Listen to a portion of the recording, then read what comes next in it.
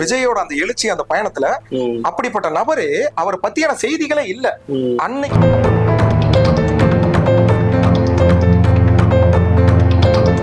மக்கள் நல்லா இருக்காங்களான்னு ஒரே வார்த்தையில கேட்டுருங்க. அதைத்தான் நான் எடுத்துக்கிறேன். மக்கள் நல்லா இருக்காங்களா அப்படின்னு கேட்டா, நம்ம இதுல ரொம்ப அசால்ட்டா இருக்காங்க. ரோடு மேல ரோடு போடுறது ஒரு இல்லீகல். 99% மக்கள்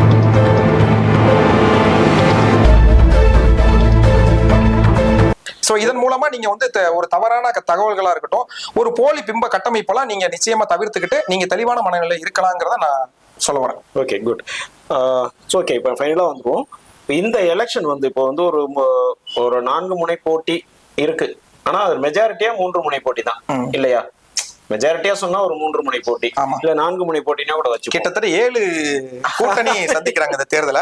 4ங்கிறது நீங்க சொன்னாலும் உண்மையிலே களத்துல வந்து நான் இருமுனை போட்டியாதாங்க நான் பாக்குறேன். நீங்க 3 முனைன்னு ஒரு ஆதரவா சொல்லலாம், எதிர்கட்சியை ஒரு மதிப்பளிச்சு நீங்க சொல்லலாம். ஆனா நான் இருமுனையை போட்டியாதாங்க பாக்குறேன். மக்கள் ஒரு பக்கம், டிவிகே பக்கமும், அதுக்கப்புறம் ஒரு ஃபேன் பேஸும், அதாவது ஃபேன் பேஸ் நான் சொல்றது திமுகவோட ஃபேன் பேஸ். ஏன்னா அவங்களுக்கும் கிராஸ் ரூட் லெவல்ல ஒரு 80 வயசு ஒரு தாத்தா கூட இருப்பாரு, நான் போட்டா அதுக்குதான் போடுவேன் இருப்பாரு. கடைசி வரை கொடி பிடிச்ச தொண்டன் வழி நடத்துவான்ங்கிற மாதிரி சொல்லிக்கிட்டு இருப்பாங்க. கடைசி கொடி பிடிச்ச தொண்டெல்லாம் வழி நடத்தப்பட்டா சில குடும்பங்கள் மட்டும் கட்சியை வழி நடத்திக்கிட்டு இருப்பாங்க.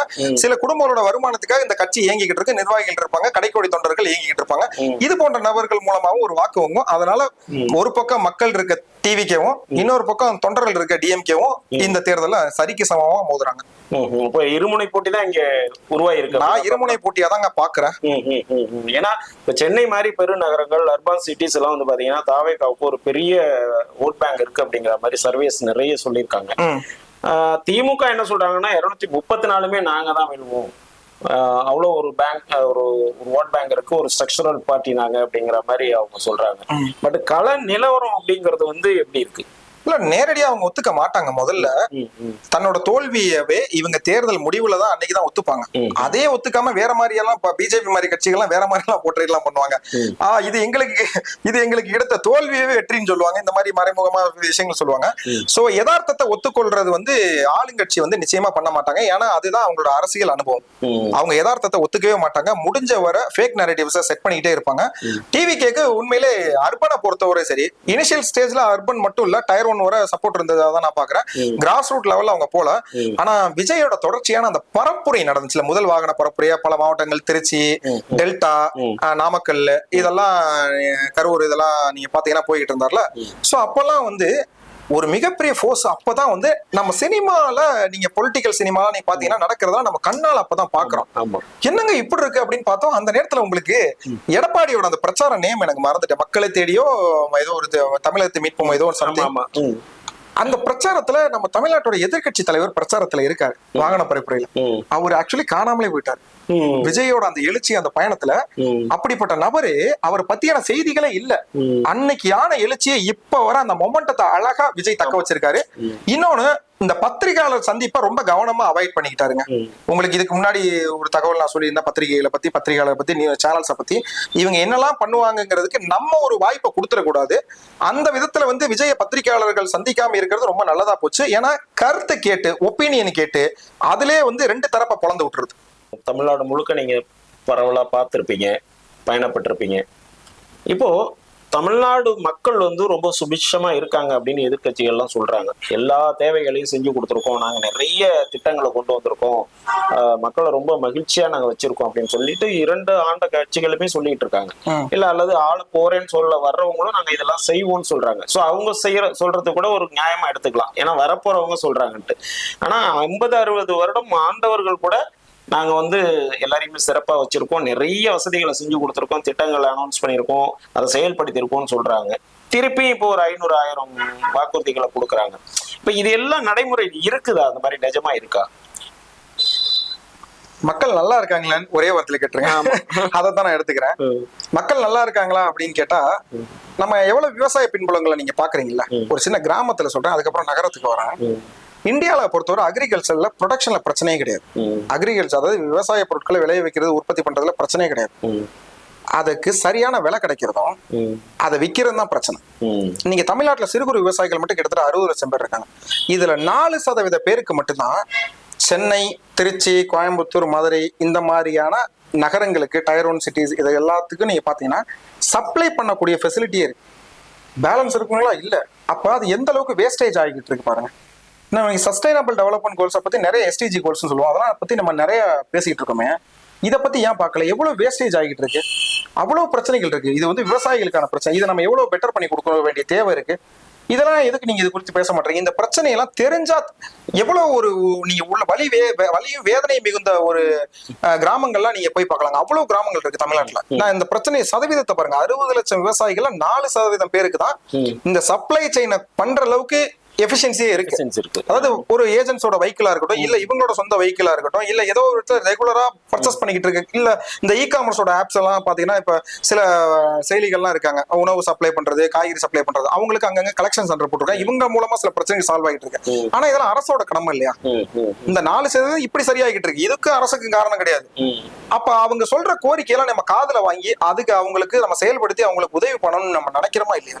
அவங்க தானே விவசாயம் தானே இந்தியாவோட ஒரு முதுகெலும்பு. அவங்களுக்கு நம்ம என்ன பண்ணிருக்கோம்? நம்ம யார் மேல இந்த நகரத்துல உட்கார்ந்துட்டு இருக்கோம்? விவசாயிகள், மீனவர்கள், ட்ரைபல் கம்யூனிட்டி, கைவினை கலைஞர்கள், இவங்க மேலதான் நம்ம சவாரி பண்ணிட்டு இருக்கோம். இந்த நகர வாழ்க்கையை நம்ம இவங்க மேல உட்கார்ந்து வாழ்ந்துகிட்டு இருக்கோம். இவங்க குரலுக்கு நம்ம குரல் கொடுத்துருக்கோமா? நிச்சயமா இதெல்லாம் வேணும். சிட்டில என்ன நடந்துட்டு இருக்கு நினைக்கிறீங்க? இன்னைக்கு அபார்ட்மெண்ட்ஸ்ல மெயின்டெனன்ஸ் காஸ்ட் ஒன்று இருக்கு. ஒரு டபுள் பெட்ரூம் வீடு நீங்க வச்சிருக்கீங்கன்னா ஒரு மாசத்துக்கு 3000 6000 10,000 மெயின்டெனன்ஸ் காஸ்ட் கொடுத்துட்டு இருக்காங்க. அது எப்படி இருக்கும்னா, அந்த மெயின்டெனன்ஸ் அபார்ட்மெண்ட் கிளீனா வச்சிருப்பாங்க, அந்த பப்ளிக் ஏரியாஸ் எல்லாம் கிளீனா இருக்கும், பார்க்க நீட்டா வச்சிருப்பாங்க, லிஃப்ட்டை நல்லா வச்சிருப்பாங்க. ஸோ அவங்களுக்கான ஃபெசிலிட்டி, டிரைவ், அந்த செக்யூரிட்டியா இருக்கட்டும், ஹவுஸ் கீப்பிங்கா இருக்கட்டும், இவங்க எல்லாமே அந்த என்டையரா ஒர்க் பண்ணிட்டு இருப்பாங்க. ஸோ இதுக்கு எல்லாமே அந்த ஃபெசிலிட்டி, அந்த மெயின்டெனன்ஸ் காஸ்ட் போயிட்டு இருக்கு. இது வந்து சாமானிய மக்களுக்கு இந்த மெயின்டெனன்ஸ் காசு கிடையாது. அபார்ட்மெண்ட் கேட்டட் கம்யூனிட்டில இருக்கவங்களுக்கு நம்ம டாக்ஸா பே பண்ணிட்டு இருக்கோமே, அது என்னைக்காவது நீங்க பாத்துறீங்களா? நம்ம டாக்ஸா பே பண்ணிட்டு இருக்கோம். எப்படி இப்ப டாக்ஸா பே பண்ணிருக்கோம்? இன்னைக்கு பெர் கேபிட்டா இன்கம்ல தமிழ்நாட்டுல நம்பர் 1 டிஸ்ட்ரிக்ட்னா செங்கல்பட்டு டிஸ்ட்ரிக்ட். நான் கூட சென்னையா இருக்கும்னு நினைச்சேன். ஃபர்ஸ்ட் செங்கல்பட்டு, 2வது திருவள்ளூர், 3வது சென்னை. இது எந்த விதத்துலனா ஐடி கம்பெனிஸ் அந்த காரிடார் இருக்குல்ல, இது செங்கல்பட்டு டிஸ்ட்ரிக்ட். ஓஎம்ஆர் நம்ம சென்னை சொன்னாலும் OMR Chengalpattu. MEPZ, Tambaram MEPZ, Madras export processing zone சொல்றாங்களே, மெப்ஸ். உங்களுக்கு Mahindra city, Mahindra world city, special economic zone, Maraimalai Nagar industrial. So இதெல்லாம் செங்கல்பட்டு மாவட்டத்துல மிக முக்கிய வருவாய். இது மாவட்ட வருவாய் மட்டும் இல்ல, புலம்பெயர்ந்த மக்கள், சென்னையில இருக்க மக்கள், இந்த பகுதியில் இருக்க மக்கள்லாம் 73% அதர் பார்ட் ஃப்ரம் தமிழ்நாடு. இவங்க எல்லாம் வந்து இவங்க தான் இருக்காங்க, இந்த மண்ணின் மைந்தர்கள் இல்ல. 73% இருக்கிறது வெளி மாவட்ட சேர்ந்தவங்க. சோ இவங்க எல்லாமே வந்து இங்க வந்து ஏர்ன் பண்ணிட்டு இருக்காங்க. இவங்களோட இயர்லி டாக்ஸ் எல்லாம் எவ்வளவு பே பண்றாங்க? ஒரு 1 லட்ச ரூபாய் சம்பளம் வாங்குறவங்களோட ஆனுவல் டாக்ஸ் 1 இருந்து 1.5 லட்சம். இவ்வளவு டாக்ஸ் பே பண்ணிட்டு இருக்காங்க.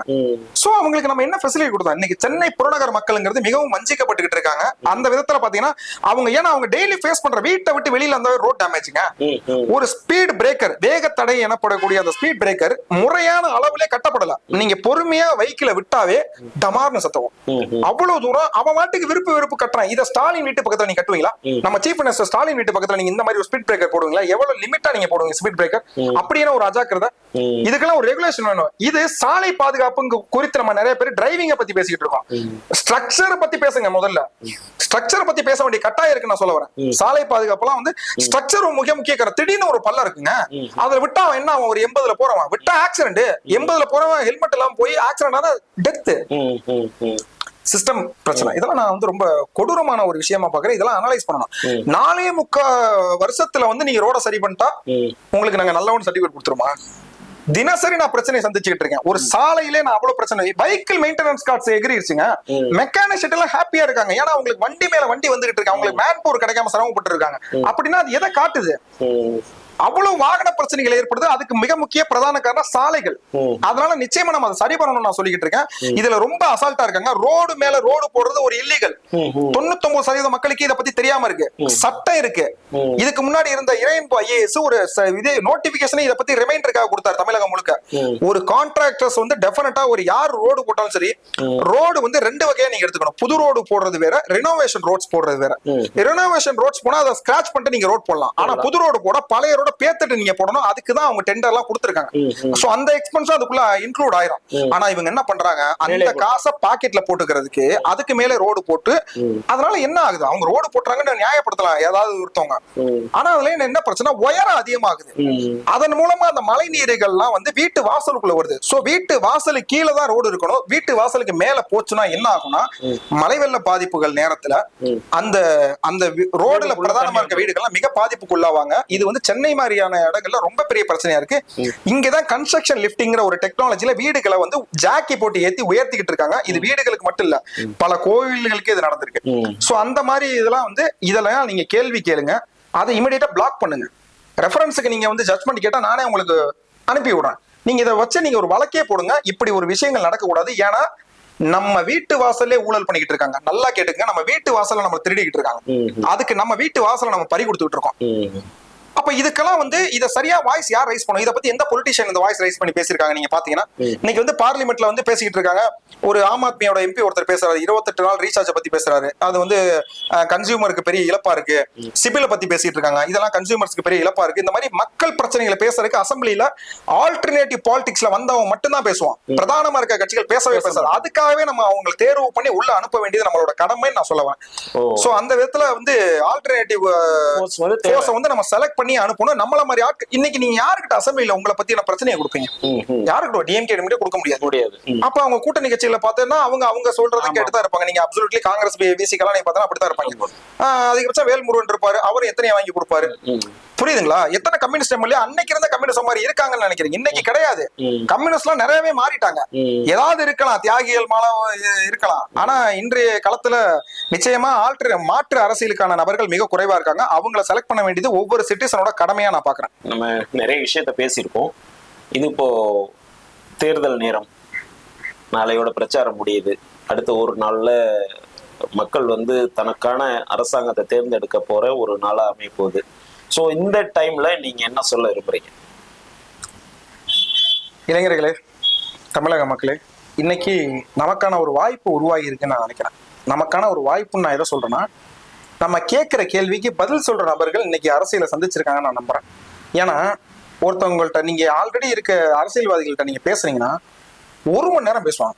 எதுக்காக இந்த ஜென்சி கிட்ஸா இருக்கட்டும், இல்ல ஒரு 30 வயசு இளைஞர்களா இருக்கட்டும், இவங்கெல்லாம் எதுக்கு வந்து இந்த கட்சிகள்ல இருந்து வெளியில வந்திருக்காங்க, இவங்களை விரும்ப மாட்டாங்க, விஜயை தேர்ந்தெடுக்கிறாங்க அப்படின்னா கேட்கிற கேள்விக்கு பதில் சொல்ல மாட்டாங்க. 1 மணி நேரம் பேசுவாங்க, மேடை போட்டு பேசுவாங்க, புரியவே புரியாது. தந்தை பெரியார் காலத்தில் 1921 காஞ்சிபுரம் மாநாட்டில் என்ன கூறினார் என்று தெரியுமான்னு கேட்பாங்க. இதுக்கு என்னடா பிரச்சனைக்கு என்ன சம்பந்தம்? இதுக்கும் பிரச்சனைக்கு என்ன சம்பந்தம் இருக்கு? சோவியத் யூனியனில் ஜோசப் ஸ்டால் என்னடா பேச, இதுக்கு அதுக்கு என்ன சம்பந்தம்? இது தந்தை செல்வா அவர்கள் 1951 சிங்கள மொழிதான். எங்க கொண்டு எங்கடா கொடுக்குறீங்க? நம்ம இருக்கிறது செங்கல்பட்டு மாவட்டம், சென்னை மாவட்டம், தமிழ்நாட்டுல இருக்கா. சம்பந்தம் இருக்கிறத பேசுங்கடா, சம்பந்தமே இல்லாம இருந்து. சோ இன்னைக்கு உங்களோட குரலை உங்க மொழியில பேசுறதுக்கு நிறைய நல்ல நண்பர்கள், நல்ல உள்ளங்கள் வந்திருக்காங்க அரசியல் களத்துல. நிச்சயமா உங்களுக்கு வாக்களிங்க. சோ அந்த விதத்துல பிரதான கட்சியா இருக்க மாற்று அரசியல்ல டிவிகேவிற்கு நீங்க வாக்களிக்க வேண்டியது எல்லாரோட கடமை.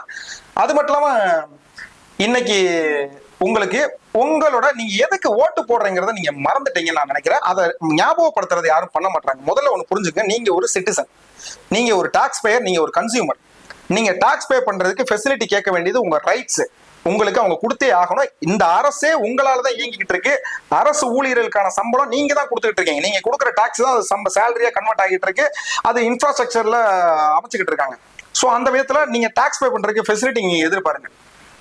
இன்னைக்கு எவ்வளவு கலப்படங்கள் போயிட்டு இருக்கு, இதை பத்தி எத்தனை பேர் பேசிட்டு இருக்கீங்க? அவ்வளவு கலப்படங்கள் போயிட்டு இருக்கு சொசைட்டில. பிஞ்சு குழந்தைங்க நம்ம கொடுக்கறத சாப்பிட்டுட்டு இருக்காங்க. அதுல எவ்வளவு கலப்படம் எல்லாம் இருக்கு. அவ்வளவு பேரோட அந்த குழந்தைங்களோட எதிர்காலத்துக்கே நம்ம நிச்சயமா ஒரு தனி கவனம் செலுத்த வேண்டியது இருக்கு. கலப்பட பொருட்கள் குறித்தான அவேர்னஸ் இன்னைக்கு எந்த அரசியல்வாதி பேசுறான், எந்த மக்கள் பிரதிநிதி பேசுறாங்க நீங்க நினைக்கிறீங்க? நிச்சயமா இதுக்கெல்லாமே நீங்க வந்து ஒரு தீர்வை நோக்கி நகரணும்னா அதுக்கு உங்களுக்கு வழங்கப்பட்டிருக்க அந்த ஜனநாயக கடமையை நீங்க வாக்களிச்சுதான் நீங்க நிரூபிக்க முடியும். 100% வாக்களிங்க. தயவு செஞ்சு என்டர்டைன்மெண்டா நீங்க பாக்காதீங்க. இதை வந்து நீங்க வந்து ஒரு மாதிரி ஒரு பொழுதுபோக்கா பாக்காதீங்க. அந்த விடுமுறை வந்து அதுக்காக கொடுத்துருங்க, அதை உருப்படியா நீங்க பயன்படுத்துங்க. சோ அந்த விதத்துல வந்து 100% வாக்களிப்பை வந்து நம்ம எல்லாரும் பண்ண வேண்டியது நம்மளோட ஒரு ஜனநாயக கடமை. அதை நீங்க பண்ண வேண்டியது உங்களோட பொறுப்புன்னு நான் பாக்குறேன். சோ அந்த விதத்துல இந்த ஒரு வாய்ப்பை ஏற்படுத்தி கொடுத்திருக்க ஸ்ரீகாந்த் அண்ணா அவர்களுக்கு ரொம்ப நன்றி. நியூஸ் தமிழ்நாடு இந்த சேனலுக்கு ஒரு பெரிய நன்றியை தெரிவிச்சுக்கிறேன். ஏன்னா இந்த ஒரு பல பேர் பல விதமா தனிப்பட்ட வாழ்க்கைகளை நோக்கி இயங்கிக்கிட்டு இருக்கும்போது இப்படி ஒரு நல்ல ஒரு வேலையில இந்த ஒரு பிளாட்ஃபார்மை வந்து என்னோட ஒரு சாமானியனோட கருத்தையும் ஷேர் பண்றதுக்கு இந்த வாய்ப்பை வழங்கியிருக்காங்க. எனிவே இந்த மாதிரி ஒரு நல்ல சேனல்ஸை நீங்க ஆதரவு கொடுத்து நீங்க அதை பின்பற்ற வேண்டியது உங்களோட கடமைங்க. தேங்க்யூ.